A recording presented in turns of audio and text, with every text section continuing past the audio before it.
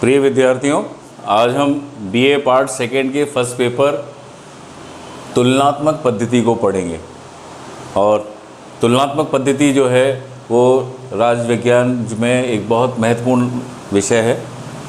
तो तुलनात्मक पद्धति के अर्थ और उसकी आवश्यकता, उसके विभिन्न चरण, विषय क्षेत्र और सावधानियाँ, ये हम दो हिस्सों में पढ़ेंगे।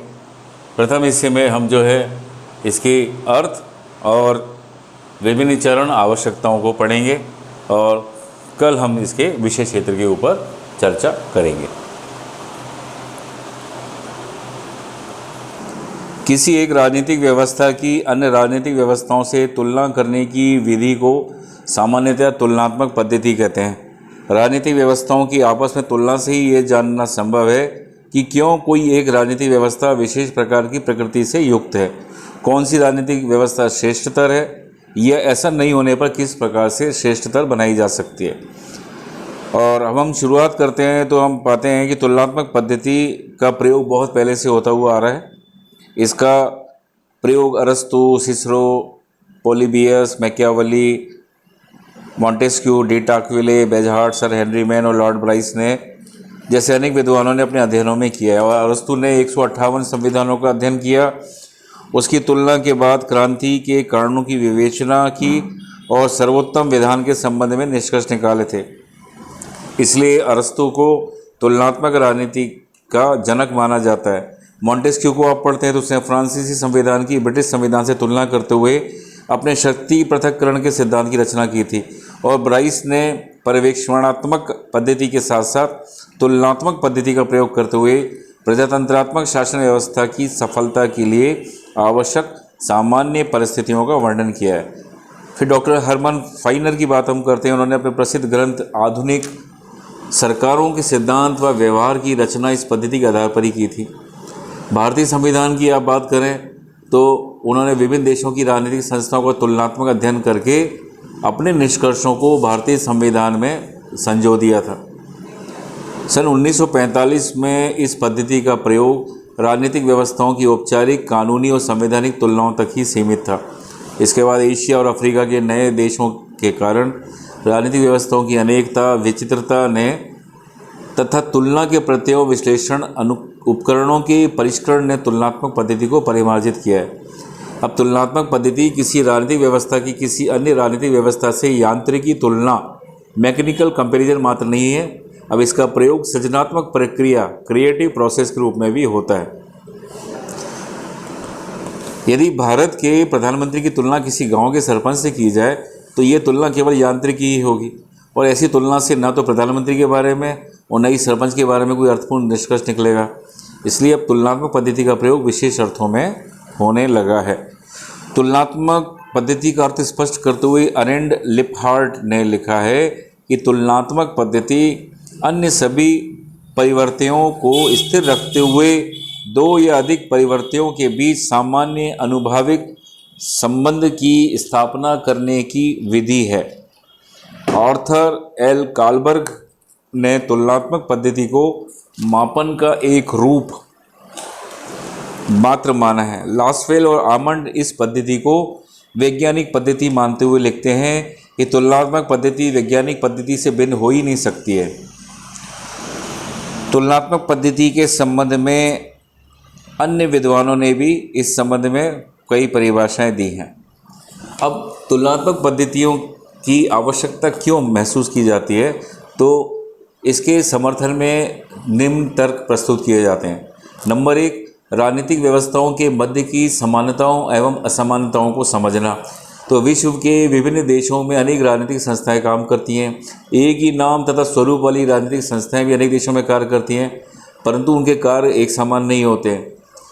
प्रत्येक संस्था के क्रियाकलापों पर अनेक ऐसे तत्वों का प्रभाव पड़ता है जो समय समय पर बदलते रहते हैं। तो तुलनात्मक पद्धति के माध्यम से हम इन संस्थाओं की यथार्थ स्थिति की जानकारी प्राप्त कर लेते हैं। दूसरी बात आती है संतुलन की स्थापना। किसी भी श्रेष्ठ राजनीतिक व्यवस्था के लिए परिवर्तन एवं स्थायित्व के मध्य संतुलन बनाए रखना आवश्यक होता है। प्रत्येक राजनीतिक व्यवस्था में पर्यावरण से इस प्रकार की मांगें उठती रहती हैं जिनको स्वीकृत करने का दबाव राजनीतिक व्यवस्था पर पड़ता है और परिवर्तन उसी प्रकार की मांगों का परिणाम है।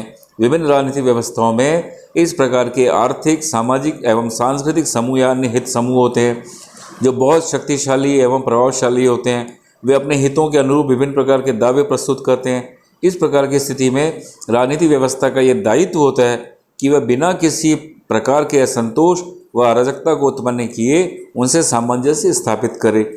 तीसरी बात आती है राजनीतिक व्यवस्था को मांगों की प्रकृति को समझना। किसी भी समाज में औद्योगिकीकरण एवं आधुनिकीकरण के कारण इस प्रकार के नए समूह बन जाते हैं और संगठित हो जाते हैं जो अपनी शक्ति के द्वारा अधिकाधिक सामाजिक या आर्थिक लाभ प्राप्त करना चाहते हैं। किसी भी राजनीतिक व्यवस्था एवं उनकी संस्थाओं के लिए एक महत्वपूर्ण चुनौती होती है। यदि वे इन मांगों में सामंजस्य एवं संतुलन बनाए रखने में सफल हो जाते हैं या इनको पूर्ण करने में समर्थ रहती हैं तब तो ठीक है, अन्यथा ये नए समूह क्रांतिकारी या हिंसात्मक उपायों के द्वारा अपने लक्ष्यों की प्राप्ति के लिए प्रयत्न करते हैं। तो तुलनात्मक पद्धति के माध्यम से इन मांगों की प्रकृति को समझा जा सकता है और एक लोकतंत्रात्मक व्यवस्था में निर्णय लेने एवं उसे क्रियान्वित करने की अपनी एक निश्चित प्रक्रिया होती है, जबकि अधिनायक पद्धति में निर्णय लेने व लागू करने के अपने अलग तरीके होते हैं। नेक्स्ट पॉइंट आता है राजनीतिक व्यवस्था की चुनौतियों को समझना। आज प्रत्येक राजनीतिक व्यवस्था के समक्ष अनेक प्रकार की गंभीर चुनौतियाँ हैं। आर्थिक उदारीकरण एवं वैज्ञानिक तथा तकनीकी विकास ने इस प्रकार की चुनौतियों को अधिक बढ़ा दिया है। तुलनात्मक पद्धति के द्वारा विश्व के अविकसित तथा विकासशील एवं विकसित देशों में आर्थिक एवं तकनीकी विकास की दिशा एवं स्वरूप ही वास्तविक विवेचना की जा सकती है। अब तुलनात्मक पद्धति की पूर्व आवश्यकताओं की हम बात कर लेते हैं। इकाई के चयन के रूप में एक प्रत्ययी ढांचा होना चाहिए। कुछ पूर्व शर्तें हैं।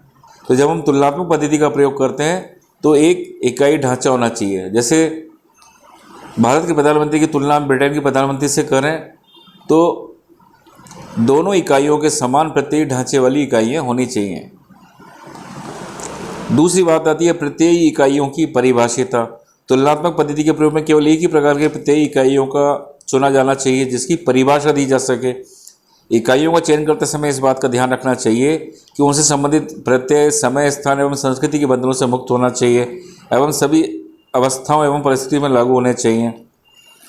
तीसरा है अन्वेषण के केंद्र के रूप में तुलना योग्य प्रत्ययी विषय। तुलनात्मक अध्ययन के लिए अन्वेषण के केंद्र के रूप में तुलना योग्य व समान प्रत्ययी विषय चुने जाने चाहिए, अन्यथा अध्ययन के संबंध में परिकल्पना करना कठिन हो जाएगा। चौथा है शोध के केंद्र की सुनिश्चितता। तुलनात्मक पद्धति के प्रयोग को अधिक सार्थक व उपयोगी बनाने के लिए हमारे अध्ययन का सुनिश्चित ध्येय व लक्ष्य होना चाहिए।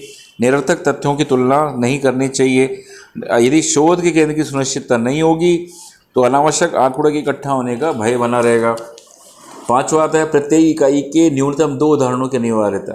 तुलना के लिए कम से कम 2 स्थितियाँ, 2 पद या 2 उदाहरण आवश्यक रूप से उपलब्ध होने चाहिए। यदि 2 से अधिक उदाहरण नहीं होंगे तो तुलना करना संभव नहीं होगा। अब हम तुलनात्मक पद्धति के विभिन्न चरणों की बात कर लेते हैं। नंबर 1, तुलना के लिए इकाइयों का चुनाव। तुलनात्मक राजनीतिक क्षेत्र में हम जिन इकाइयों की तुलना करते हैं उन्हें प्रत्ययात्मक इकाइयाँ, कंसेप्चुअल यूनिट्स कहा जाता है, क्योंकि इन इकाइयों की परिभाषा दी जा सकती है। यदि तुलना की इकाइयों का आधार एक ही प्रकार का प्रत्यय नहीं रहा तो तुलनाएं सामान्य निष्कर्ष निकालने में सहायक नहीं होंगी। जैसे एक देश की व्यवस्थापिका की तुलना यदि हम किसी अन्य देश की न्यायपालिका से करें तो कोई तुलना नहीं हो सकती। दूसरी बात आती है वर्गीकरण। तुलनात्मक पद्धति के आधार पर वर्गीकरण अध्ययन करने के लिए तुलना के लिए चयनित प्रत्ययी इकाइयों के वर्गीकरण की आवश्यकता होती है। वर्गीकरण से तुलना का क्षेत्र व इकाइयों के वर्ग का सीमांकन हो जाता है। इससे तुलना का क्षेत्र सुनिश्चित व स्पष्ट होता है। वर्गीकरण तुलनात्मक राजनीति के अध्ययनकर्ता को विभिन्न राजनीतिक प्रणालियों के संदर्भ में कुछ सामान्य निष्कर्षों तक पहुँचने में मदद करता है। तीसरी बात आती है परिकल्पनात्मक प्रस्तावनाओं की स्थापना, हाइपोथेटिकल प्रोपोर्शंस। परिकल्पनात्मक प्रस्तावनाओं की स्थापना को लेकर विद्वान एकमत नहीं है। कुछ विद्वान कहते हैं कि परिकल्पनात्मक प्रस्तावनाओं की स्थापना पहले होती है और उसको ध्यान में रखते ही अध्ययन की इकाइयों का चयन किया जाता है, जबकि अन्य विद्वान कहते हैं कि बिना आधार के परिकल्पना नहीं होती है, इसलिए इकाई का चयन पहले होना चाहिए। तो अधिकतर दूसरे मत को ही माना जाता है। चौथी बात आती है परिकल्पनात्मक प्रस्तावना की वैधता की जांच। परिकल्पनात्मक प्रस्तावना की वैधता की जांच testing the validity of hypothetical proposition की इकाइयों से संबंधित आंकड़ों के संकलन द्वारा की जाती है। सभी जरूरी आंकड़ों का आंकड़े इकट्ठे करने की विभिन्न पद्धतियों से कुछ का या अनेक का प्रयोग करके संकल्प करके तुलना की प्रत्येक इकाई के संदर्भ में प्रस्तावनाओं की वैधता की जांच की जाती है। नेक्स्ट है परिमाणों के अनुसार प्रस्तावना का सत्यापन, त्याग अथवा परिमार्जन, संशोधन। आंकड़ों द्वारा क्या किया जाता है, इसका सत्यापन, त्याग और परिमार्जन किया जाता है और इकट्ठी किए गए आंकड़े द्वारा प्रस्तावना की पुष्टि होती है। तो प्रस्तावना स्थापित हो जाती है, नहीं होती है तो उसको आंकड़ों के अनुसार संशोधित किया जाता है। छठा और लास्ट पॉइंट आता है सिद्धांत निर्माण। जब हमें एक अध्ययन के द्वारा सामान्य निष्कर्ष मिल जाते हैं तो निष्कर्षों की तुलना में अन्य अध्ययन के निष्कर्षों से करते हैं और निष्कर्ष सही निकलते हैं तो वो सामान्यीकरण आ जाते हैं। इन सामान्यीकरण के सिद्धांतों से निर्माण में मदद मिलती है। इस प्रकार के सिद्धांत समय, स्थान और विचारधाराओं के बंधन से मुक्त तथा प्रत्येक राजनीतिक व्यवस्था में खरे उतरते हैं। इस प्रकार तुलनात्मक पद्धति के प्रयोग में सामान्यतया उपरोक्त चरणों के अनुसार तुलनात्मक विश्लेषण किया जाता है। प्रिय विद्यार्थियों, तो आज आप लोगों ने तुलनात्मक पद्धति को पढ़ा और हमने इसके अर्थ, आवश्यकता और विभिन्न चरणों को पढ़ा। कल हम इसके विषय क्षेत्र और इसके सावधानियों को पढ़ेंगे। धन्यवाद।